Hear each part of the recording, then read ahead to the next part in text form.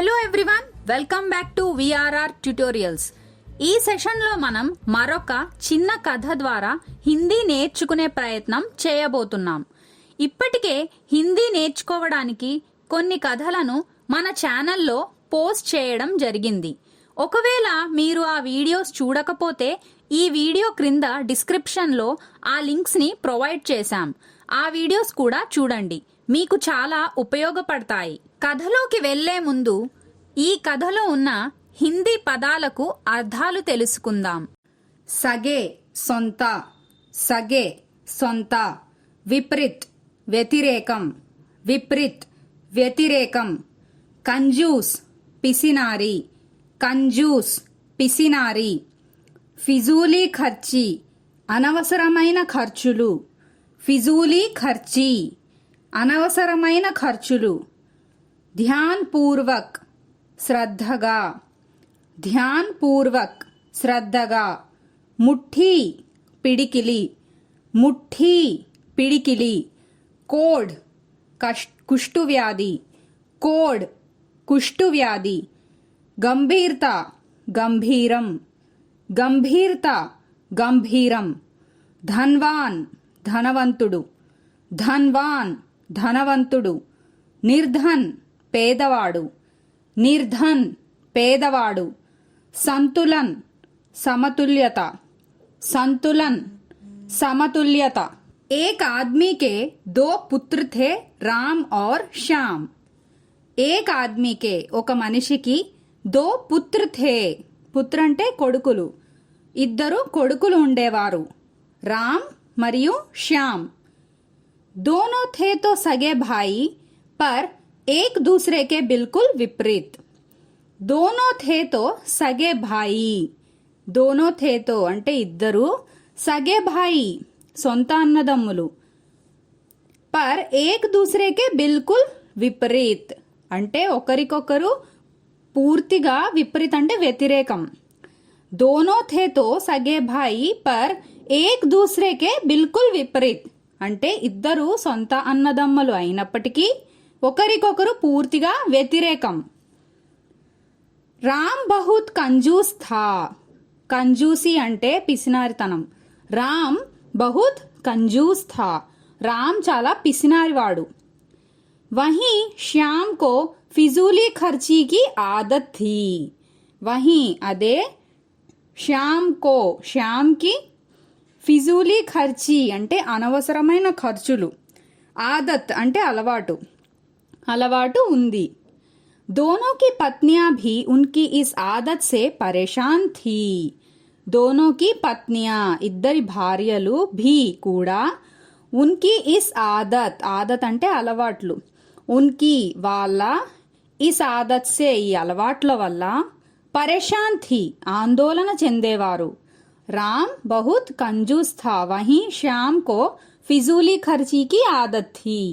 రామ్ చాలా పిసినారివాడు, అదే శ్యామ్కి అనవసరమైన ఖర్చులు చేసే అలవాటు ఉంది. దోనోకి పత్నియా భీ ఉన్కి ఈ ఆదత్ సే పరేషాన్ థీ, ఇద్దరి భార్యలు కూడా వాళ్ళ ఈ అలవాట్ల వల్ల ఆందోళన చెందేవారు.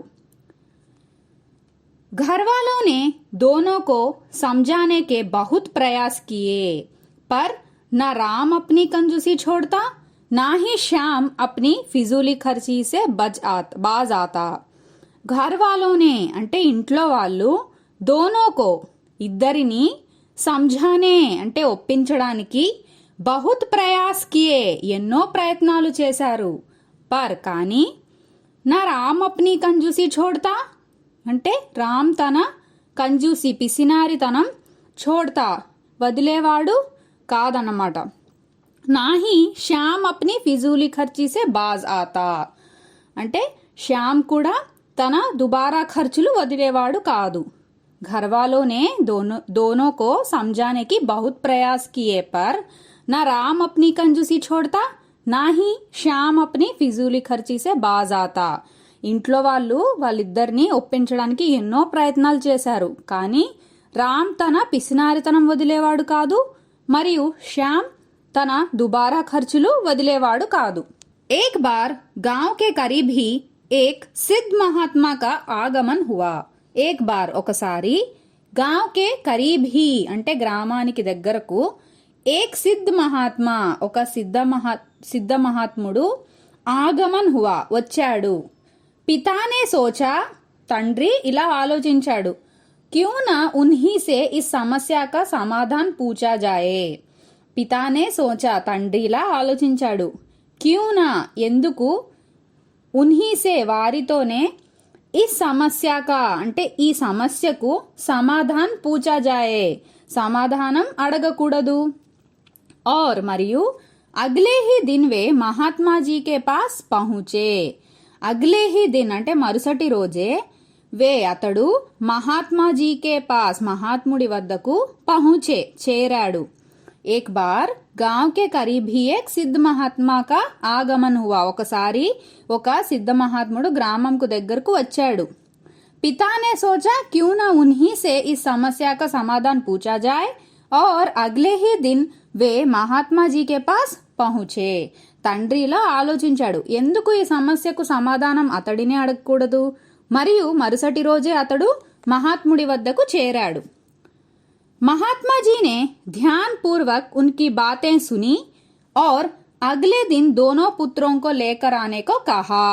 महात्मा जी ने మహాత్ముడు ధ్యాన్ పూర్వక్ అంటే శ్రద్ధగా ఉన్కి బాతే అతడి మాటలు సుని విన్నాడు. और మరియు అగ్లే దిన్ మరుసటి రోజు దోనో పుత్రోంకో ఇద్దరు కొడుకులను లేకర్ ఆనేకో కహా తీసుకురమ్మని చెప్పాడు. पिताजी तय समय पर पुत्रों को लेकर पहुंच गया. పితాజీ తండ్రి తయ సమయం అంటే నిర్ణయించుకున్న సమయం నిర్ణీత సమయానికి పుత్రోంకో కొడుకులను లేకర్ తీసుకుని పహుంచ్ గయా చేరుకున్నాడు. महात्मा जी ने पुत्रों के सामने अपनी बंद मुट्ठियां घूमते हुए कहा. महात्मा जी ने మహాత్ముడు పుత్రోం కే సామ్నే కొడుకుల ముందు అప్ని తన బంద్ ముఠియా ముఠి అంటే పిడికిలి బంద్ ముఠియా అంటే పిడికిలి బిగించి ఘూమ్తే హుయే తిప్పుతూ కహా ఇలా అన్నాడు. బతావో యది మేరా హాత్ హమేషా కే లియే ఐసా హీ హో జాయే తో कैसा लगेगा. బతావో చెప్పండి. యది ఒకవేళ మేరా హాత్ అంటే నా చెయ్యి హమేషా కే లియే అంటే ఎప్పటికీ ऐसा ही ఇలాగే హో జాయే తో ఉండిపోతే कैसा लगेगा ఎలా ఉంటుంది. महात्मा जी ने पुत्रों के सामने अपनी बंद मुठ्ठियां घुमाते हुए कहा. మహాత్ముడు కొడుకుల ముందు తన పిడికిలి బిగించి తిప్పుతూ ఇలా అన్నాడు. बताओ यदि मेरा हाथ हमेशा के लिए ऐसा ही हो जाए तो कैसा लगेगा. చెప్పండి ఒకవేళ నా చెయ్యి ఎప్పటికీ ఇలాగే ఉండిపోతే ఎలా ఉంటుంది. पुत्र बोले ऐसे में तो ऐसा लगेगा जैसे कि आपको कोढ़ हो. పుత్ర బోలే కొడుకులు ఇలా అన్నారు. ऐसे में तो ఇలాగైతే ऐसा लगेगा ఎలా ఉంటుందంటే जैसे कि आपको कोढ़ हो మీకు కోడ్ అంటే కుష్ఠువ్యాధి ఉన్నట్టు. పుత్ర బోలే కొడుకులు ఇలా అన్నారు. ऐसे में तो ऐसा लगेगा जैसे कि आपको कोढ़ हो ఇలాగైతే ఎలా ఉంటుందంటే మీకు కుష్ఠువ్యాధి ఉన్నట్టు. अच्छा अगर मेरे हाथ हमेशा के लिए ऐसे हो जाए तो कैसा लगेगा. महात्मा जी ने अपनी फैली हथेलियां दिखाते हुए पूछा. अच्छा సరే అగర్ ఒకవేళ మేరే హాత్ నా చేతులు హమేషా కే లియే అంటే ఎప్పటికీ ऐसे हो जाए ఇలాగే ఉండిపోతే कैसा लगेगा ఎలా ఉంటుంది. महात्मा जी ने మహాత్ముడు అప్ని ఫైలీ హథేలియా అంటే తన తెరచి ఉన్న చేతులను దిఖాతే హుయే చూపిస్తూ పూఛా ఇలా అన్నాడు. अच्छा अगर मेरे हाथ हमेशा के लिए ऐसे हो जाएं तो कैसा लगेगा. महात्मा जी ने अपनी फैली हथेलियां दिखाते हुए पूछा. సరే ఒకవేళ నా చేతులు ఎప్పటికీ ఇలాగే ఉండిపోతే ఎలా ఉంటుంది. మహాత్ముడు ఇలా అంటూ అతడి తెరచి ఉన్న చేతులను చూపిస్తూ ఇలా అన్నాడు. तब भी आपको कोढ़ है जैसे ही लगेगा पुत्र बोले तब भी అప్పుడు కూడా आपको మీకు కోడ్ హై అంటే కుష్టు వ్యాధి ఉన్నట్టే జైసే హీ లగేగా అనిపిస్తుంది పుత్ర బోలే కొడుకులు అన్నారు తబ్ మహాత్మాజీనే గంభీరతా సే బోలే తబ్ అప్పుడు మహాత్మాజీనే మహాత్ముడు గంభీరతా సే అంటే గంభీరంగా బోలే ఇలా అన్నాడు పుత్రో यही तो मैं तुम्हें समझाना चाहता हूँ पुत्रों कुमारुलारा यही तो इदे कदा मैं नेनु तुम्हें मीकु समझाना चाहता हूँ అంటే అర్థమయ్యేలా చెప్పాలనుకుంటున్నది हमेशा अपनी मुट्ठी बंद रखना हमेशा ఎప్పుడు अपनी मुट्ठी పిడికిలి బంద్ రఖనా బిగించి ఉంచుట యాని అనగా కంజూసీ దిఖానా అంటే పిసినారిగా ఉండుట యా లేదా హమేషా ఎప్పుడు అప్ని హతేలి మన అరచేయి ఖులీ రఖనా అంటే తెరచి ఉంచుట యాని అనగా ఫిజూల్ ఖర్చీ అంటే అనవసరమైన ఖర్చులు కర్నా చేయుట ఏక్ తరకి అంటే అది కూడా ఒక రకమైన కోడ్ హీతో హే కుష్టు వ్యాధి లాంటిదే తబ్ మహాత్మాజీనే గంభీరతా సే బోలే అప్పుడు మహాత్ముడు గంభీరంగా ఇలా అన్నాడు పుత్రో యహీ తో మే తుమ్హే సంజానా చాహతా హూ కుమారులారా ఇదే కదా నేను మీకు అర్థమయ్యేలా చెప్పాలనుకుంటున్నది హమేషా అప్ని ముట్టి బంద్ రఖనా యాని కంజూసి దిఖానా యా హమేషా అప్ని హతేలి ఖులీ రఖనా యాని ఫిజూల్ ఖర్చీ కర్నా ఏక్ తరహకి కోడ్ హీతో హై ఎప్పుడు పిడికిలి బిగించి ఉంచుట అనగా పిసినారిగా ఉండుట లేదా ఎప్పుడు అరచేయి తెరిచి ఉంచుట అనగా అనవసరమైన ఖర్చులు చేయుట కూడా ఒక రకమైన కుష్టువ్యాధి లాంటిదే హమేషా ముఠ్ఠీ బంద్ రఖనే వాలా ధన్వాన్ హోతే హుయే భీ నిర్ధన్ హీ రెహతా హై హమేషా అంటే ఎప్పుడు ముఠ్ఠీ పిడికిలి బంద్ రఖనే వాలా బిగించి ఉంచేవాడు ధన్వాన్ అంటే ధనవంతుడు హోతే హుయే అయినప్పటికీ భీ నిర్ధన్ హీ రెహతా హై అయినప్పటికీ డబ్బు లేని వాడి వలె ఉంటాడు నిర్ధన్ అంటే డబ్బు లేనివాడు और మరియు हमेशा मुट्ठी खुली रखने वाला चाहे जितना भी धनवान हो उसे निर्धन बनने में समय नहीं लगता और మరియు హమేషా ముఠ్ఠీ ఖుల్లీ రఖనే వాలా అంటే ఎప్పుడు పిడికిలి తెరిచి ఉంచేవాడు హమేషా ఎప్పుడు ముఠ్ఠీ పిడికిలి ఖులీ రఖనే వాలా అంటే తెరిచి ఉంచేవాడు చాహే జిత్నా భీ ధన్వాన్ హో అంటే ఎంత ధనవంతుడైనా కూడా ఉసే అతడికి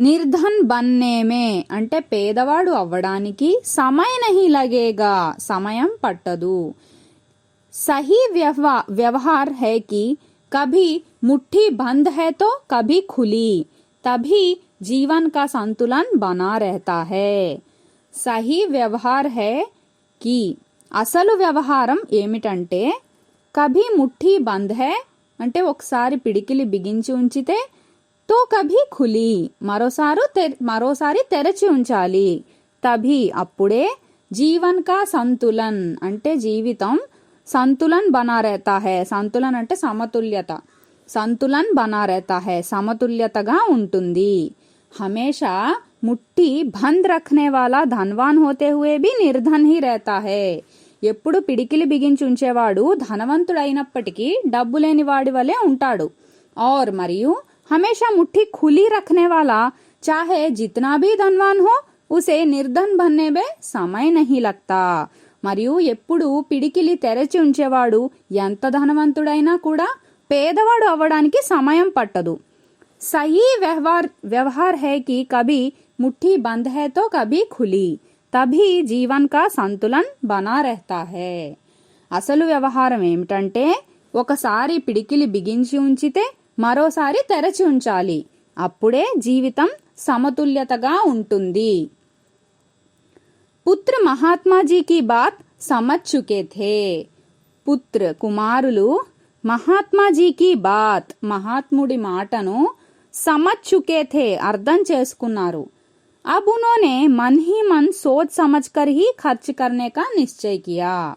अब ఇప్పుడు उन्होंने వాళ్ళు మన్ హీ మన్ అంటే మనసు లోపలే, సమజ్కర్ ఆలోచించి, ఖర్చ్ కర్నే కా అంటే ఖర్చు చేద్దామని, నిశ్చయ్ కియా నిశ్చయించుకున్నారు.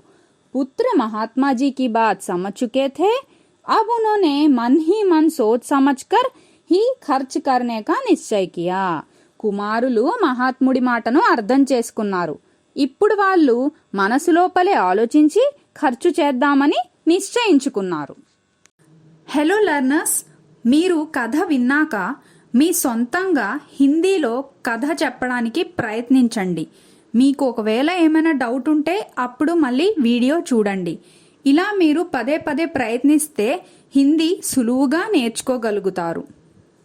అలాగే హిందీ మరియు ఇంగ్లీష్ ఆన్లైన్ క్లాసెస్ కోసం సంప్రదించండి 9603339977.